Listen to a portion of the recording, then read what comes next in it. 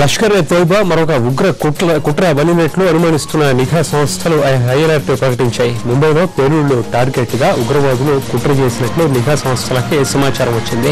ఈ మేరకు హోటళ్లు, రైల్వే స్టేషన్లు, బస్ స్టేషన్లు, ఎయిర్పోర్ట్, సీపోర్ట్లలో అలర్ట్ ప్రకటించారు.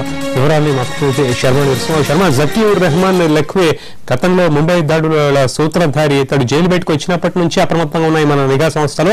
ఈ తాజా ముంబై హై అలర్ట్ కి సంబంధించి మోదున్న పూర్తి సమాచారం ఏంటి?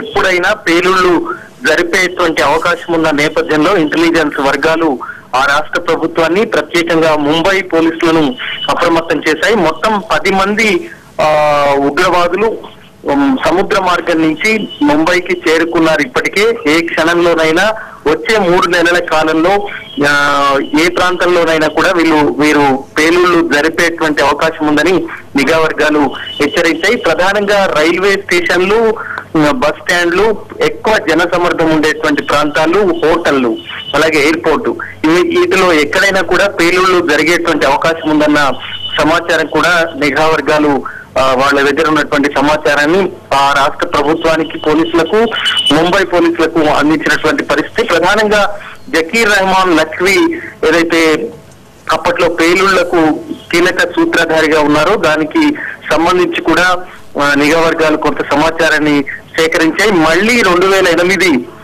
లో వచ్చినటువంటి పేలుళ్లు జరిగేటువంటి అవకాశం ఉంది అనేటువంటి విషయాన్ని కూడా నిఘా వర్గాలు హెచ్చరించాయి. దీనికి సంబంధించి పూర్తి స్థాయిలో భద్రతను మరింత కట్టుదిట్టం చేశారు. ప్రధానంగా రైల్వే స్టేషన్లు, బస్ స్టాండ్లు ప్రాంతాల్లో ఎక్కువ పోలీసులను అక్కడ నిఘాకు సంబంధించి భద్రతాపరమైనటువంటి చర్యలు కూడా తీసుకున్నారు. మరి రాష్ట్ర పోలీసులు కూడా ఈ అలర్ట్స్ తో మరింత అప్రమత్తమయ్యారు. చూడాలి మరి ఈ 10 మంది ఉగ్రవాదులకు సంబంధించి ఒక 5గురి ఫోటోలను కూడా రాష్ట్ర పోలీసులు విడుదల చేశారు, మీడియాకు విడుదల చేశారు. ఇంకో 5 మంది ఎక్కడ తలదాచుకున్నారు, ఈ 5 మందితో పాటు మొత్తం 10 మంది ఎక్కడెక్కడ ఉన్నారనే దానికి సంబంధించి కూడా వివరాలు సేకరిస్తున్నారు.